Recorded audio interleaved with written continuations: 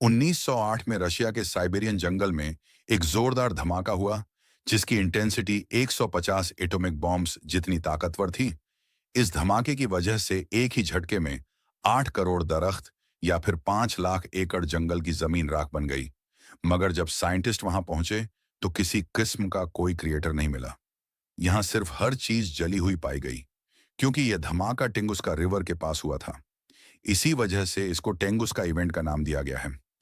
लोगों ने बताया कि 30वीं जून 1908 सुबह 7:15 पर आसमान से एक फायरबॉल गिरते हुए देखा गया, और उसके बाद सेंट्रल साइबेरिया में एक जोरदार धमाका हुआ।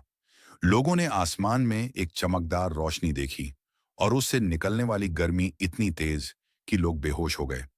इसका साइज तकरीबन 25 स्टोरी बिल्डिंग से बड़ा, जबकि अंदाजे के मुताबिक इसका वजन 20,000 अफ्रीकन एलिफेंट्स जितना।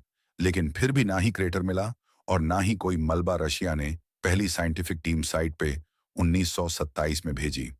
यानी इस वाक्य के 19 सालों के बाद रिमोट एरिया और मुश्किल रास्तों की वजह से उन्हें वहां पहुंचने में कई साल लग गए। वहां पहुंचकर जो उन्होंने देखा वह काफी हैरानक था। पेड़ सर्कल में फ्लैट हो चुके थे, जैसे किसी ने ऊपर से धमाका किया हो, मगर सेंटर में पेड़ सीधे खड़े थे, बिना ब्रांचेस के। सालों से लोग थ्योरीज दे रहे हैं। सबसे ज्यादा मानी जाने वाली थ्योरी यह है कि यह एक एस्ट्रॉयड था जो हवा में ही फट गया। दूसरी थ्योरी यह है कि यह एक आइस कॉमेट था जो पूरी तरह से वेपराइज हो गया। कुछ लोग कहते हैं कि यह रशियन एटॉमिक एक्सपेरिमेंट भी हो सकता है।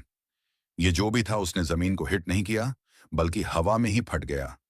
साइंटिस्ट्स इस फिनोमिनॉन को एयर बस्ट कहते हैं, यानी यह जमीन तक पहुंचा ही नहीं और उससे पहले हीट और प्रेशर की वजह से फट गया। इसीलिए कोई घड़ा या क्रेटर नहीं बन सका।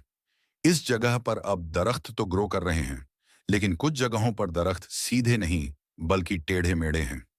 इनका पैटर्न बाकी दरख्तों के मुकाबले में काफी अलग नजर आता।